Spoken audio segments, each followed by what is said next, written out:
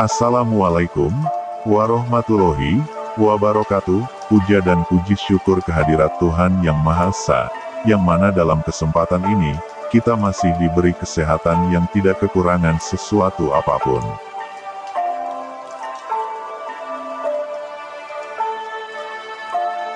Saat-saat kemunculan Satrio Piningit sudah terasa. Terasa auranya, terasa pula yang mengharap kehadirannya. Tuntutan kebutuhan zaman akan mendorong kemunculannya. Tak ada lagi yang mampu menghalangi kiprah dan debutnya. Ini sudah siklus, sesuai harapan, doa dan intuisi para pendahulu. Yang sudah bertemu dengan SP, Sang Penyelamat, pasti merasa malu luar biasa. Karena setelah bertemu, maka ia baru menyadari bahwa dirinya sendiri ternyata masih belum pantas disebut hamba Tuhan. Sedangkan sebelum bertemu dengan Satrio Piningit, merasa diri sendiri sudah menjadi orang baik dan merasa pantas masuk surga. Maka tanpa ia sadari sepanjang hidupnya selalu bangga karena merasa sudah pantas sebagai calon penghuni surga.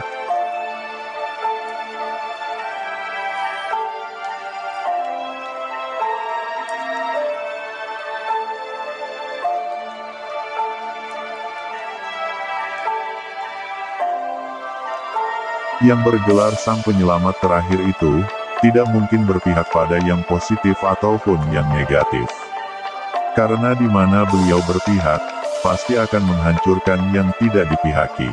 Misalnya berpihak pada yang positif, maka dijamin yang negatif pasti hancur lebur. Begitupun jika berpihak pada yang negatif maka dijamin yang positif juga pasti hancur lebur. Lalu mengapa umat manusia yang seharusnya berlomba mencari keselamatan dalam berlomba kebaikan, berlomba kepolosan, tidak culas? Akan tetapi bertengkar dan saling menghujat, merasa telah menjadi umat yang baik dan paling benar, apapun agama dan keyakinan yang sudah pada dianut.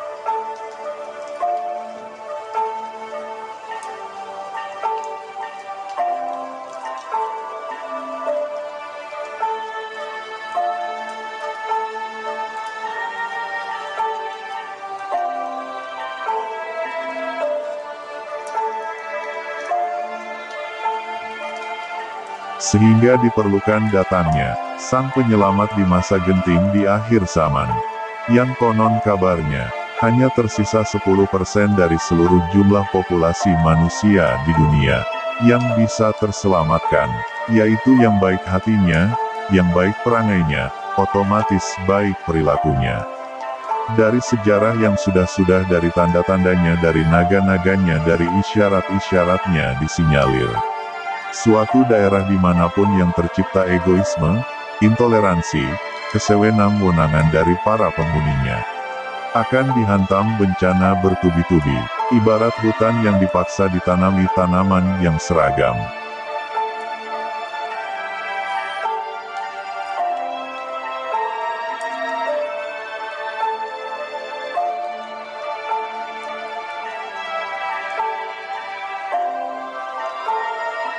Tuhan menciptakan segala sesuatu berbeda-beda karena semua spesies, semua makhluk, mempunyai kelebihan masing-masing untuk menjaga keseimbangan alam.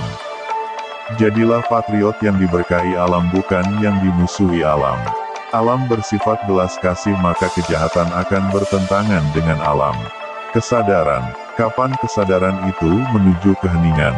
Ada kesadaran yang sudah lama tidak pulang ke rumah untuk sungkem.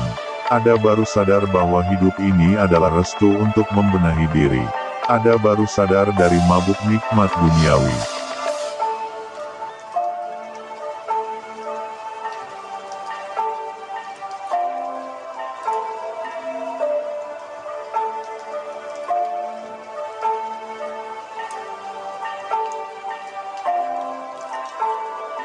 Kesadaran spiritual akan membuka keberadaan. Sang Pencipta akan membuka pintu kerohanian dan kebebasan dari belenggu yang kita buat sendiri. Menempuh jalan spiritual, jangan tergesa-gesa. Mengaku diri sudah mencapai titik maksimal dan super. Sehingga bicaranya selalu ingin menggurui yang lain dan merendahkan orang lain, seolah-olah kita segalanya. Tetap belajar merendah walau harus serendah-rendahnya. Tanpa kekuatan dari Tuhan, tubuh kita tidak ada apa-apanya dan tidak berdaya. Tahukah engkau, sesungguhnya di dalam tubuh manusia ada kekuatan yang sangat dahsyat yang telah disimpan di dalam tubuh kita oleh Tuhan Sang Pencipta kehidupan.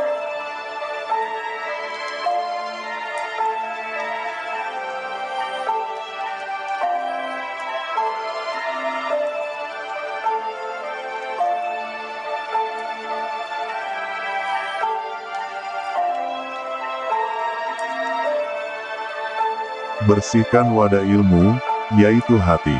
Karena sesuai kadar bersihnya hati, sucinya jiwa sebesar itu pula penerimaan kadar ilmu yang akan masuk kepada hati sanubarinya.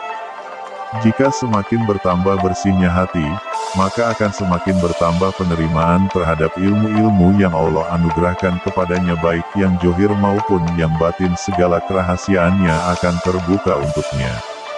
Siapa yang ingin meraih ilmu, maka perindahlah batinnya, bersihkan hatinya, sucikan jiwanya dari segala najis dan kotoran-kotoran yang dapat menutupi cahaya kalbunya. Ilmu adalah permata mulia, tidak akan cocok bertempat kecuali di hati yang bersih. Maka tolak ukur ilmu sebenarnya bukan kecerdasan, bukan karena didikan, bukan pula karena tingginya sekolah, bukan cepat lambatnya menghafal, bukan banyak sedikitnya hafalan. Bukan itu tolak ukur ilmu. Tapi ilmu diukur dari keindahan hati, kebersihan hati, serta kesucian hatinya. Sudahkah hatinya terhiasi oleh cinta kepada Tuhan Yang Maha Kuasa?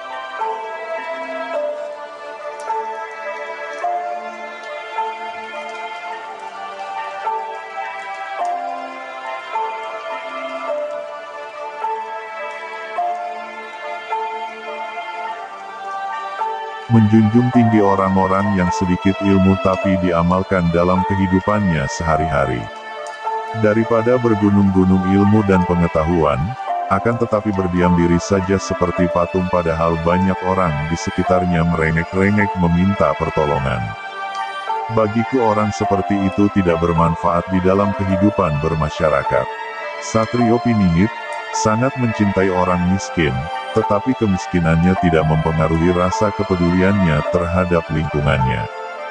Daripada orang kaya berharta yang selalu bermewah-mewah dengan kekayaannya, akan tetapi mereka membutakan matanya dari orang-orang di sekitarnya yang dalam kesulitan. Padahal hanya dengan sedikit hartanya mampu mengentaskan orang kemiskinan dan kesulitan orang-orang di sekitarnya. Syahadat itu ialah pengakuan dan kesadaran diri seseorang yang merasa bahwa dirinya hanyalah makhluk ciptaan Sang Maha Pencipta yang lemah dan tiada daya upaya. Terima kasih. Wassalamualaikum warahmatullahi wabarakatuh.